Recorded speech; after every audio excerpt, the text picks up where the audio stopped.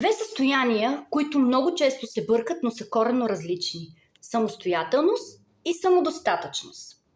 Казвам се Деница Владимирова, тета практик, констелатор и практик по акашови записи.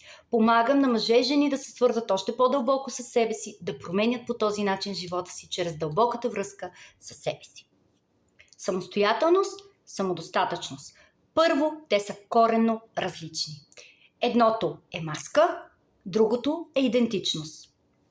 Маска, самодостатъчност. Това е маската, която слага малкото момиченце и казва: аз съм си добре така, никой не ми трябва никаква помощ, за да не стана зависима, не ми трябва никой, защото ще дойде някой, ще го заобичам, ще ме нарани и хоп, аз предпочитам да съм си самодостатъчна.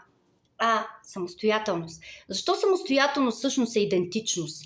Защото това е точно зрялата жена в нас. Тя може да се справя сама, но може да поиска и помощ. Самодостатъчност. Състояние и вярване, което отблъсква любовта. На мен никой не ми трябва. Знаете ли, тук не говоря само за любовта. Дори и в работата. Имах случай с една прекрасна дама, която не можеше да си намери асистент много време.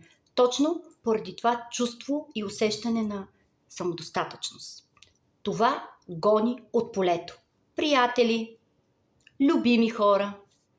Затова вие изберете самодостатъчност или самостоятелност. Аз избирам самостоятелност. Мога да поискам помощ, мога да се справя и сама, но мога да поискам и помощ. Това са ядра в нас. Самодостатъчност. Аз съм си добре, така. И ако сте готови да отворите пространство, да дойде мъж в живота ви, да дойдат приятели в живота ви, то освободете това ваше ядро. Аз съм си самодостатъчна.